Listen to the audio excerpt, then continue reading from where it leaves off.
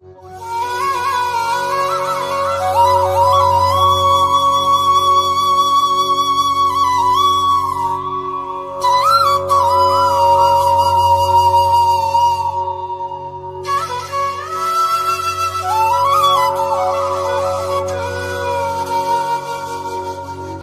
जी, क्या पितरों को श्राद्ध करने चाहिए? पितरों के श्राद्ध करने चाहिए, उनके चित्र रखने चाहिए? Something I asked you the day. क्या एक और है क्या इसके बारे में? इन्होंने क्वेश्चन किया है कि क्या पितरों के श्राद्ध करने चाहिए और पितरों के फोटोग्राफ्स रखने चाहिए। जब उनकी तेरही होती तब तो करना ही चाहिए श्राद्ध। और श्राद्ध भी डिस्क्रिप्शन की बात आ गई फिर से कि अगर समझ लीजिए आपके सहयोग में आपने देखा कि आपका राइट हार्ट पकड़ रहा है, यानी आपके पिता जो हैं जो मर गए हैं वो अभी भी संतुष्ट नहीं, तो श्राद्ध करना चाहिए, उसमें कोई नहीं, पर सहयोग स्टाइल से श्राद्ध करना चाहिए, न कि एक ब्राह्मण को बुलाओ और उसको खाने को दो। एक बार लखनऊ में हमें पता हुआ कि हमारे जो पूर्वज थे उनका श्राद्ध नहीं हो पाया, तो हमने कहा हम श्राद्ध करेंगे। तो उन्होंने कहा कि भाई तुम्हारा श्राद्ध का क्या विधि? हमने कहा हमारा तो ये कि हम खाना बना के और सबको खिलाएंगे खाना, बस ये हमारा श्राद्ध है। तो हमारी सिस्टर इन लॉ बेचारी ट्रेडिशनल थी, उन्होंने कहा नहीं यहाँ तो श्राद्ध ऐसा था कि 5 ब्राह्मण बुलाओ। मैंने कहा 5 क्या, यहाँ तो एक भी ब्राह्मण दिखाई नहीं दे रहा। नहीं, उन्होंने कहा है अपने 5 ब्राह्मण वो आएंगे और उनका श्राद्ध करें। मैंने कहा अच्छा बुलाइए। तो 5 आदमी आए, वो तो बिल्कुल पार नहीं थे, ना ब्राह्मण थे। 5 आदमी आके बैठे। मैंने भाई कहा तुम्हारा, मैंने कहा देखे तो सही क्या होता है, वह कैसे श्राद्ध करे? कुछ नहीं, कहले 5-5 किलो आप कलाकंद मंगा लीजिए। मैंने कहा अच्छा भाई ये तो बहुत आसान है। तो उस ज़माने में कलाकंद आता था कोई 10 रुपये किलो या 5 रुपये किलो ऐसा था, तो 25-25 रुपया काफ़ी होता था। मेरे हस्बैंड तो सरकारी नौकर थे। उनको भाई चलो श्राद्ध एक बार करना, हमारी नंदरानी है उनको भी खुश करना है। उनका चलो भाई ले आओ। तो हम सबके लिए ले आए 25 किलो और 5-5 किलो एक ब्राह्मण 5 ब्राह्मणों को दिया जब वो आए थे। मैंने सोचा ये घर बांध के ले जाएंगे। उन्होंने वही दोने खोले, ना अपने बच्चों का सोचा न किसका, सब खाना शुरू कर और सब खा गए 5-5 किलो। मैं तो देखती रह गई। मैंने कहा भाई वाह, जो हमारी नंदरानी बड़ी खुश हुई, हमारे पितर जो हैं वो खुश हो जाएंगे, ब्राह्मणों को कलाकंद खिला दिया। मैंने कहा जी क्या वो कलाकंद खाते भी थे? और वो क्या 5 किलो इनमें से कोई खाने वाला नहीं होगा जो ये लोग खाते हैं? तो उन्होंने कहा आप क्या कर रहे हैं, हम तो आज यहाँ 5 किलो खाए, कल जाके और जगह खाएंगे 5 किलो। हमारे लिए 5 किलो क्या चीज़ होती है जी?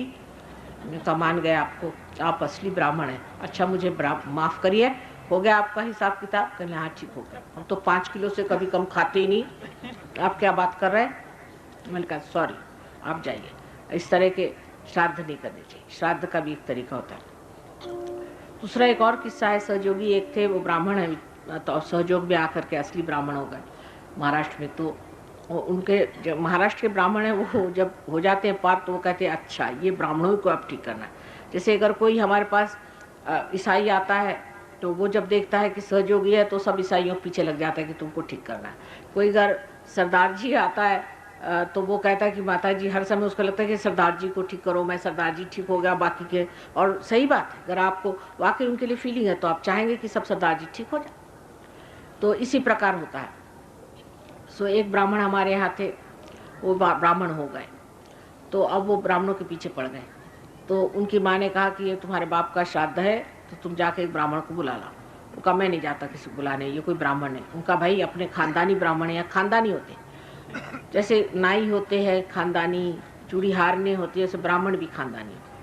तो वो खानदानी है, उसको बुला के ये गए उसके पास। उससे कहा भाई देखो हमको तो श्राद्ध कराने को माने कहा है, हम तो विश्वास नहीं करते, पर हम माने कहा तो हम करा देते हैं तुम आओ श्राद्ध। उसने कहा कि अच्छा ठीक है, आप ऐसा करो कि गुरुवार को रखो तुम श्राद्ध का दिन। उसने कहा कि मंगलवार को नहीं ठीक है? कहले नहीं मंगलवार को ठीक नहीं है, और गुरुवार को बड़ा अच्छा दिन है, और पंचांग के अनुसार मैं तुमको बता रहा हूँ गुरुवार को ठीक। ये घर आए, इन्होंने पंचांग देखा, कि महाराष्ट्रियंस तो जानते हैं संस्कृत और लोगों जैसे नहीं है, संस्कृत खूब जानते हैं। पढ़ा उन्होंने, पंचांग में लिखा था कि निषिद्ध है, गुरुवार के दिन होना ही नहीं चाहिए श्राद्ध। तो इन्होंने मंगलवार को अपना सहयोग से श्राद्ध करा दिया। वो जनाब अपना उनका कहीं और अपॉइंटमेंट रहा होगा, तो उन्होंने सोचा कि अपॉइंटमेंट के अनुसार चलना चाहिए। तो वो जब गुरुवार को आए तो इन्होंने कहा कि आइए। उनका क्या आप बताओ, श्राद्ध का खाना वाना कुछ नहीं, आपको एक कप चाय भी नहीं मिलेगी। उनका क्यों? कल आज श्राद्ध निषिद्ध है। आप देखिए पंचांग में लिखा आज नहीं कर सकते श्राद्ध, और मैंने तो मंगलवार को कर ही लिया और आप जाइए। उनकी माँ कहने लगी कि एक कप दूध तो दे दो बेटा घर में, इनको तो कुछ नहीं दूंगा मैं, और कभी अपने यहाँ श्राद्ध करने नहीं आएंगे, उनको निकलवा दी। तो इस तरह के श्राद्ध नहीं करिए, इसलिए ऐसे श्राद्ध करने में कोई अर्थ नहीं। दूसरी बात एक पूछी कि पितरों के फोटो रखने चाहिए कि नहीं रखने। फोटो रखने में कोई बात नहीं है, हर्ष नहीं है, पर अगर आप उनके फोटो के प्रति इन्वॉल्व नहीं हो तो अच्छा है, क्योंकि अब वो मर गए हैं, उनको फिर से जन्म लेना है। उनको बेकार में आप अपने, अब वो तो कहा कि उनके फोटो क्या रख दिए, उनकी आरती होगी, पूजा होगी, उनके सामने रोएंगे धोएंगे हर समय, तो ऐसा अगर हो रहा है तो उसको अंदर रख दीजिए। अगर उसके प्रति ये भावना हो कि अब ये मर गए, ये हमारे पिता थे, ठीक है बस, तो फिर कोई ऐसा नहीं प्रॉब्लम नहीं हो। लेकिन अधिकतर लोगों का तो मैंने देखा यही होता कि जब भी देखा फोटो किसी का तो लग गए उसी बात करना।